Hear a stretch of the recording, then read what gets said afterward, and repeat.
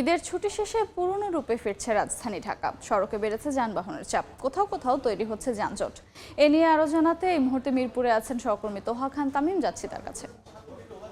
যাত্রী নামা সব মিলিয়ে বলা যায় যে আগের রূপে ফিরেছে ঢাকা।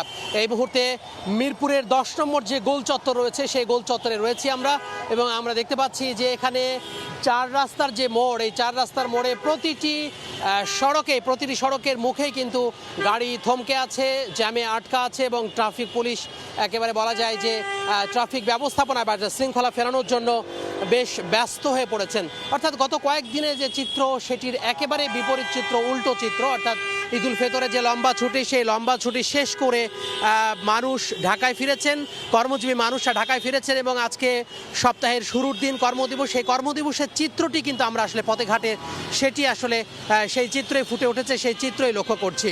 সবাই যে যার কাজে, যে যার ব্যস্ততা অনুযায়ী বের হয়েছেন। আমরা কথা বলেছিলাম বাস ড্রাইভারের সাথে, কথা বলেছিলাম যারা রিক্সা চালান, অটোরিক্সা চালান তাদের সাথে, কথা বলেছিলাম যারা কর্মজীবী মানুষ তাদের সাথে। প্রত্যেকে বলছেন তারা তাদের কর্মের তাগিদে তারা বের হয়েছেন, এবং এই কয়েকদিন বেশ স্বস্তিতেই তারা কাটিয়েছেন। যারা বাড়িতে গিয়েছিলেন তারা বাড়িতে ঈদ স্বজনদের সাথে ঈদ আনন্দ উদযাপনের যে স্মৃতি, সেই স্মৃতিচারণ করেছেন।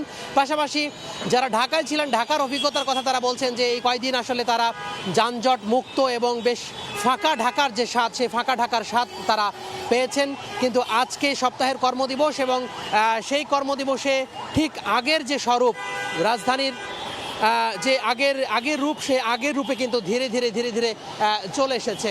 এবং আমরা লক্ষ্য করছি যে শুধুমাত্র মিরপুর নয়, ফার্মগেট, কারওয়ান বাজার, পল্টন এবং উত্তরার যে সমস্ত এলাকা রয়েছে, এবং বাড্ডা যে সমস্ত এলাকা আছে, প্রতিটি পয়েন্টে কিন্তু আমরা লক্ষ্য করেছি, সকাল থেকে ঘুরেছি, প্রতিটি পয়েন্টে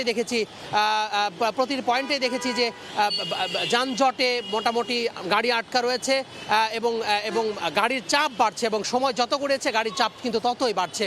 তো এই ছিল আমাদের যে প্রথম কর্মদিবসে রাজধানী ঢাকার ব্যস্ততার চিত্র।